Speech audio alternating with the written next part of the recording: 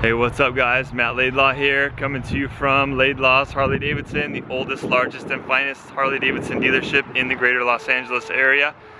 So today, we're going to be doing a test ride and walk around on a 2017 Dyna Wide Glide.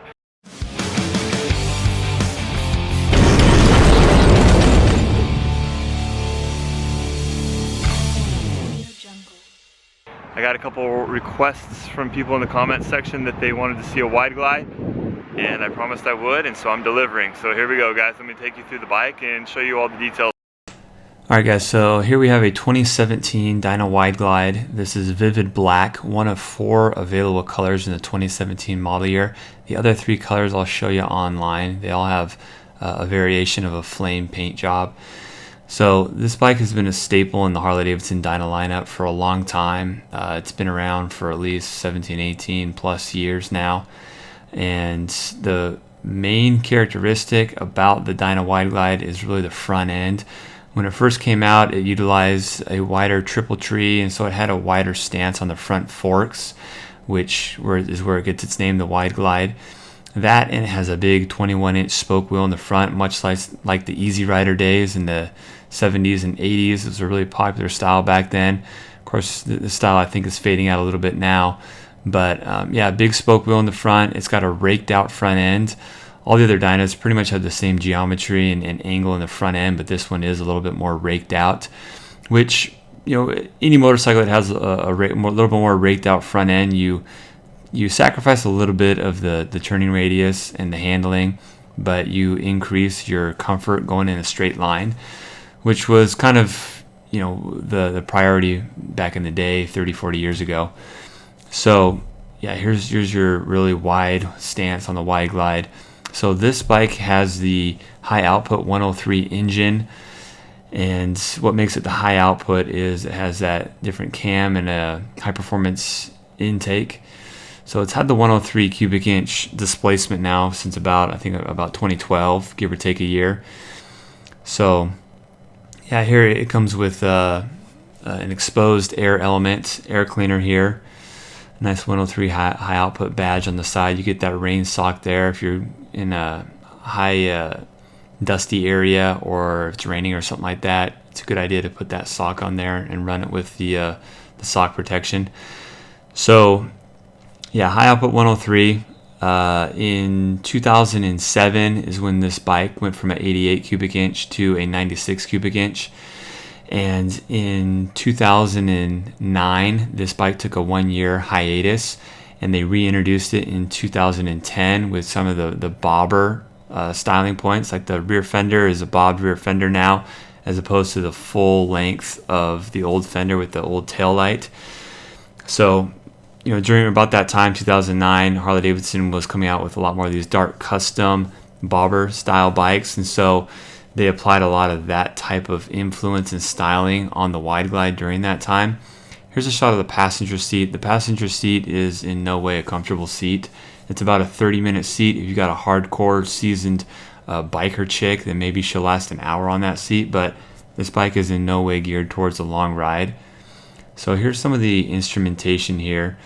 Ignition is on the center console here, and you got your fuel gauge on the left, gas filler on the right. You have a setting where you can see your gear and RPM digitally there. The analog tach there is for your miles per hour. The bike comes standard with ABS. You cannot get this bike without ABS now. That's the toggle switch I was pressing there to toggle through your odometer. You have a trip A, you have a trip B, and then that R is how many miles you have approximately before you run out of gas.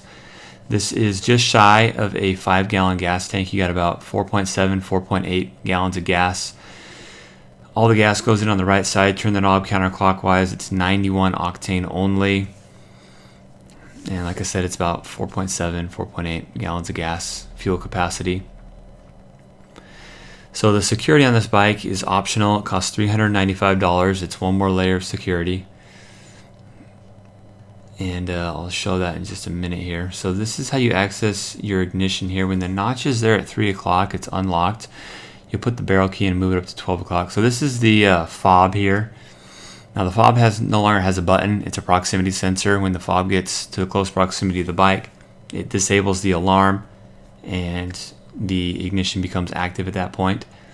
So put the barrel key in, move the notch up to 12 o'clock, and now the ignition is locked. So I cannot start this bike at this point. Put the key back in, move the notch to 3 o'clock, and the ignition is unlocked and ready to go. As long as I have that key fob within a 1 foot radius of the bike will start. This bike has forward controls. The Wide Glide for a long time now has kind of been dubbed the tall man's Dyna because it stretches you out a little bit more with those forward controls on there. So this brings me to my first recommendation. If you're a short guy, I would not recommend the Dyna Wide Glide to you because this will stretch you out a little bit more. It fits me one of the best from the factory. This and the Fat Bob both have forward controls, so these are the bikes from the factory that fit me the best. This is the fork lock here. So in addition to locking your ignition, you're going to want to lock your fork as well, which locks the steering wheel to the left so someone can't push the bike. So here's a shot of that 21-inch spoke wheel. It has a real narrow front end, much like that picture I showed you. It kind of is where it traces its roots back to. This is a close-up of the ABS module there. That's where they fit the ABS. That's one of the things that's great about Harley is they're able to incorporate all the new technology in these bikes without having some big ugly contraption on the bike and having it take away from the aesthetics of the motorcycle. Harley-Davidson does its best to not let technology take away from the overall look and aesthetic of the motorcycle. You got that little sissy bar on the back there. That's very much a throwback to, again, that Easy Rider era of bikes. Of course, theirs were a lot taller than that. That's kind of your conservative sissy bar back there.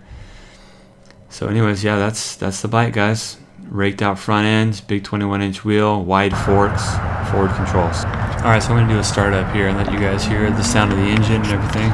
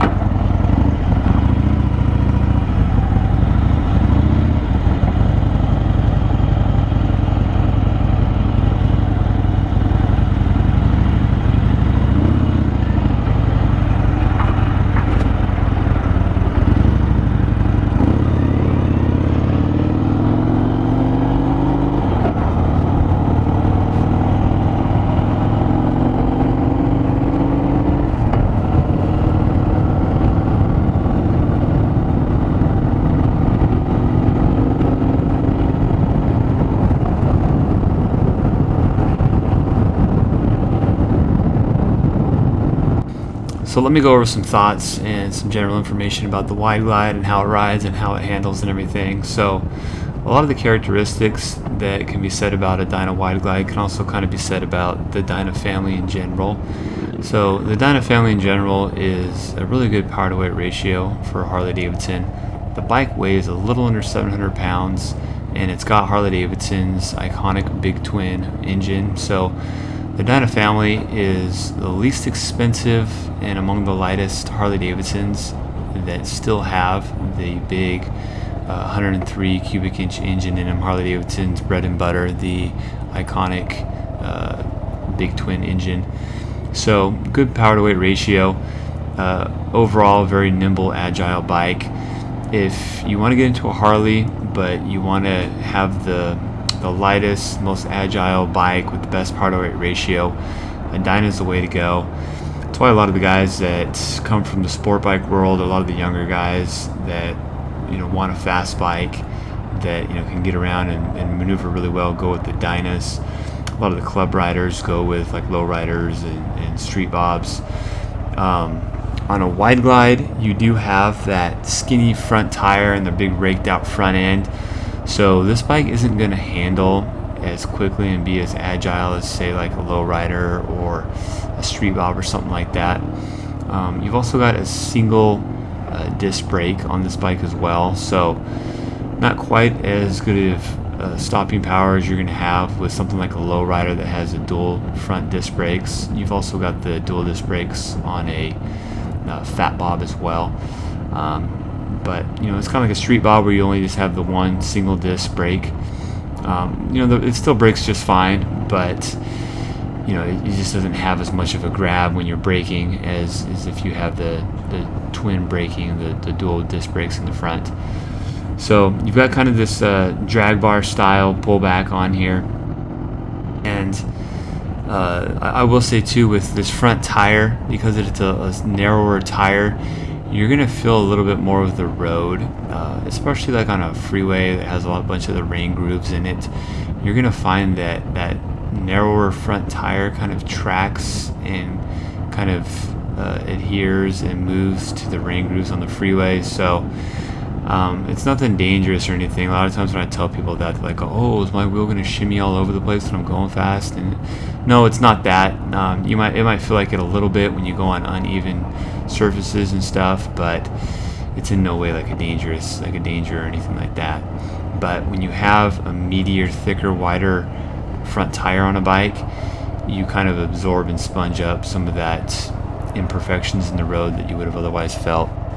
But the wide glide definitely gives you a style that is unmistakable, easy rider. It's a fun bike to ride, with that big 21-inch spoke wheel out front, that raked out front end. It's definitely a fun style that isn't around that much anymore, and it kind of pays homage to that old school custom chopper that was real prevalent back in the day.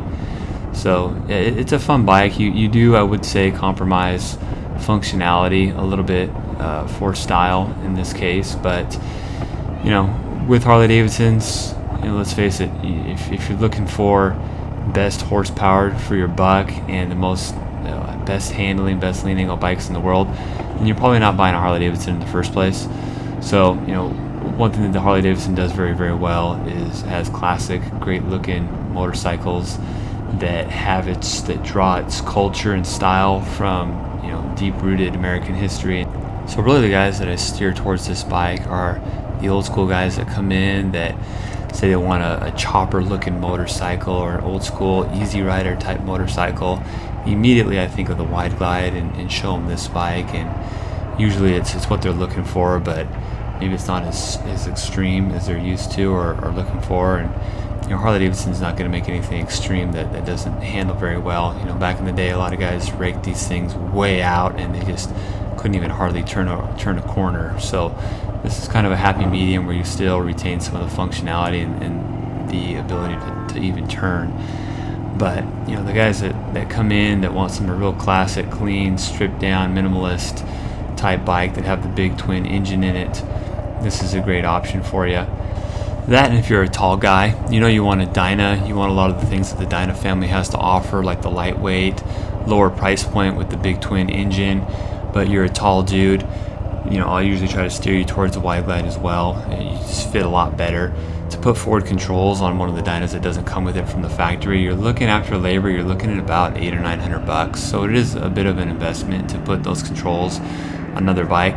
That and the styling of the wide glide just kind of is more, it kind of goes with the bike a little bit more with the forward controls. So it's sometimes it looks funny if you put forward controls on like a street bob or something like that. Not a big deal, it looks fine, but it's just with the wide raked out front end, the wide glide just I guess serves the forward controls better. Just looks like it belongs on the bike a little bit more. But a lot of times I'll have guys come in that are wearing a leather jacket that looks like it's 40 or 50 years old, and these guys have just old school, been putting a lot of miles on Harleys for a long time. Maybe rode back in the 70s and 80s, and they're not ready to go up to a touring bike, which a lot of the guys have been riding for a long time. You eventually migrate up to the touring bikes, but if it's a guy that's real old school, doesn't want to go to a big touring bike with the fairing and doesn't want the radio and all that stuff, maybe he hates cell phones too, a lot of times these guys migrate over to the Wide Glide. So as far as the suspension and the ride quality on this motorcycle, I would say it's just kind of average. The Wide Glide, as along with all the other Dynas, are definitely better ride quality than a Sportster, especially when you get them up on the freeway. But it doesn't have Harley-Davidson's brand new suspension that comes like on the Lowrider S, the new Emulsion Premium Ride shocks. So it's just got the regular shocks in the rear, and they're not even as tall as the Dyna shocks can come. It's a little bit of a lowered shock on it, so it's a decent ride. The seat is your minimalist seat. Once again, there's really no cushion in the seat too much, so it's a very low profile seat. Again, that kind of goes with the whole bobber minimalist look on this bike. But as far as comfort, it doesn't really do much for you. As far as comfort, it's not uncomfortable, but again, if you're going on a long ride, the suspension and the seat don't really do a whole lot for you as far as making the ride as comfortable as it could be otherwise. So the engine on this bike is rubber mounted. It's not the counterbalanced engine that you're going to find on the Softail models, so it's very much the classic feel of a Harley-Davidson. You've got that Harley-Davidson rumble and vibration at an idle there. When you get the bike up to over about 2,000 RPM, the engine smooths right out. So this is a very smooth riding motorcycle. It's a 6-speed transmission, so when you're out on the highway, you get this thing in the 6th gear, and it's a real smooth riding bike. If you get on rough roads and start hitting some big bumps and stuff, you are going to film quite a bit more than you would on like a touring chassis bike, like a Street Glide or a Road King or something. But for a Dyna, it's a smooth bike. The rake in the front end makes it a little bit more comfortable when you're going down the highway at high speed. So you do have the ability to adjust the rear shocks on this bike. You can use a spanner wrench and adjust the preload. Now it's not going to raise or lower the height of the bike, but it will adjust the preload to be better suited for the weight you have on the motorcycle, whether it be you as a solo rider or you and your passenger. So depending on the weight, you can adjust the preload so it reacts a little bit better going on the road. So guys, that's about it. That concludes my Wide Glide review. As always, if you have any questions about the bike, feel free to leave them in the comments below. I'm pretty good about getting back to people and answering any questions. If you live in sunny Southern California and you're looking for a Wide Glide, you know where to find me. I'd love to help you out. If you haven't already, go ahead and subscribe. I do a lot of Harley-Davidson reviews on my channel, so I'm coming out with at least one video a week on all new things Harley-Davidson. So feel free to subscribe, and if you have any requests as far as a model that you'd like me to do a review and test ride on, leave that in the comments below as well. I usually try to do a review on the bike that everybody votes for. Thanks a lot, guys. Bye-bye. Okay, so I almost forgot. I promised I'd show you all the colors, so here they are. This is just off of Harley-Davidson.com. So the first one is Vivid Black. That's the one I showed you in the video. This is called Black Denim with Flame. So it's a flat black with flame paint job. This is Velocity Red Sunglow with flames. And the final color is Black Quartz with flames. So the flames kind of, again, go along with that chopper, old school chopper style that I was telling you about. So if I were to buy one of these things, I'd probably get one with flames on it just because it kind of goes with the bike. Although I will say black, for me at least, I sell the most of. It's because, people just like to be, conservative and have a black Harley. And the flames definitely do give it that retro look to it. Not everybody's into that. But there's all the colors, guys. Thanks.